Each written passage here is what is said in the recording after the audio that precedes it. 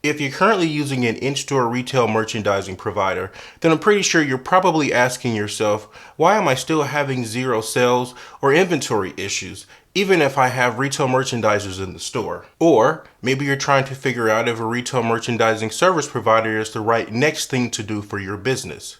In this video, I'm going to give you 5 great tips on how to improve your merchandising results with any provider. Let's get to it. What's up, everybody? I'm averystarks with Retevo Solutions, and on this channel, we give retail suppliers the best tips and insights on how to better manage their business with their retailers. So if you're new to the channel, consider subscribing. First, for those of you guys that are not familiar with retail merchandising services, let me explain what they are and why you may potentially need them. A retail merchandising service provider is an organization that employs retail merchandising reps to perform activities in the store. These reps are responsible for making sure that products are fully stocked on the shelf. They ensure inventory correctness, and they also build promotional displays. Now, I know what you're thinking. Why would I need to hire a merchandising service when the store has employees to do this work? Here's something you may not know. All retailers have some difficulty keeping their shelves and displays stocked. Have you ever walked into a retail store and realized the product that you were searching for was out of stock? Or even worse, you went back the next week and the week after that and it was still out of stock. This would be a situation where the store has difficulty keeping up with in-store demand. Suppliers contract these service providers to gain a competitive advantage. To ensure that their products are fully stocked, shelf tags are placed according to the store's modular schematic. If your product is not on the shelf, missing shelf tags, then it's clear to say that your product is probably not going to be available for purchase. It's also important to make sure promotional displays are set on the start date.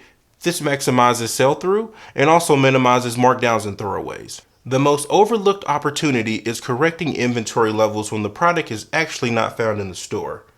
If this goes uncorrected, this could prevent the store from receiving new inventory, resulting in weeks of zero sales. And lastly, it's just more cost effective to hire these services out to a merch provider than to build your own in-house. Utilizing a merchandising provider is a great solution for most suppliers, but there's a couple things you really need to understand so you can maximize this investment. Most merch companies are structured for maximum efficiency, meaning they must ensure that reps have enough projects to generate as much profit as possible. Why is this important to know? Because reps usually have too many projects and not enough time to execute these objectives prior to exiting the store. Also, keep in mind, all stores are not created equal. Some stores have great management while others require more assistance. These unforeseen conditions make it impossible for reps to stay on task. This is why you're still having the same issues with zero sales, out of stocks, phantom inventory, even with reps working on your behalf. Now, that's not the only reason. There are other reasons such as underperforming reps, stores that refuse merch service, and inaccurate reporting, which also contributes to low execution.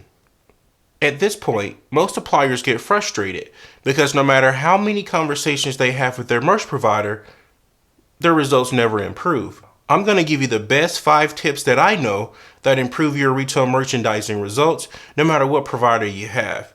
And if these don't work, you probably need to change your provider. Tip number 1, request to change merchandising teams. Most providers have multiple retail teams visiting the same stores each week. These teams are based on a specific coverage model or particular category. This is an opportunity to switch to a team with fewer clients, more focus, and more dedicated time. Ask your provider, how many clients are on the same team and how many questions or objectives does the reps have to complete before exiting the store? With this information, you can determine just how much time it takes for your rep to answer each question. Now, depending on the specific objectives, don't be surprised. You may find out that your rep does not have adequate time to effectively serve each of the client's needs. Tip number 2, request to deploy your own store alerts. Most providers will allow their suppliers to generate their own specific store alerts based on their own parameters. This is a great opportunity to load specific questions and drive your item alerts to the opportunities that maximize your investment. This is important because most service providers are only chasing zero sales and possible phantom inventory. I'm not a huge fan of this method, simply because it does not provide the most value for your investment. Here's what I mean. The cost per store visit is usually a standard rate predetermined by your provider, but all alerts are not created equal. For example, if it costs $17 at store number 1 to correct an inventory alert, which has a sales rate of $20 per week and a 40% probability of correction, versus the same $17 cost at store number 2 to stock the shelf with a sales rate of $45 per week and a 70% probability of correction, it could take multiple visits to store 1 to correct the inventory issue, and once it's fixed, there's probably a ramp-up time of 5 weeks just to see this impact. It only takes 1 visit to store 2 to see the impact immediately. This is why it's always better to generate your own alerts based on value alone. Tip number 3, remove generic answer choices. Each provider has their own standardized responses, but some provide very little value, such as not enough space or manager refused. These are generic answers that usually represent more than 25% of reported responses. There are no insights to gain with these responses, so instead, replace them with the ones that describe an action taken to overcome an objection or something that provides valuable insight. For example, instead of using the response, not enough space, it will be better to say, store does not support pallet display. This will allow you to exclude this location when planning for the next pallet promotion. These types of responses provide value, even if the rep is unsuccessful executing the objectives. Tip number 4, reduce the number of alerts or questions. If your retail rep is only spending 15 to 25 minutes per visit on your products, then only choose the activities that can be performed in that amount of time. This is the best way to bring focus to the most impactful activity a rep can perform on that visit. Remember, it's not the amount of alerts that bring you value, but the alerts that can be fully executed. You can always reallocate the time you're currently paying for or even increase your budget. But first, develop a strategy to maximize the investment that you currently are paying for. It doesn't make sense to spend $20 if $10 isn't working. Tip number 5. Now I saved the best one for last because it's probably the most important. Discover if retail merchandising is actually working for you. The saying is true. You can't manage what you can't measure. So the first step is understanding how to measure retail merchandising success in order to improve results. Over the years, merchandising companies have been providing ROI recaps to show the value as a receipt for their services. These are great recaps to use for trend analysis that show progress. But if you're wanting to determine if you're actually maximizing your investment, then I recommend creating your own simple baseline analysis as a starting point. There are a few data points to get started. Here's what you'll need. Your total profits for a given time frame.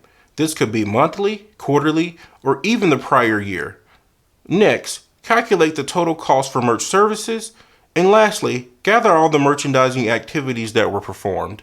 The next step will require you to attribute values to merchandising activities that were performed.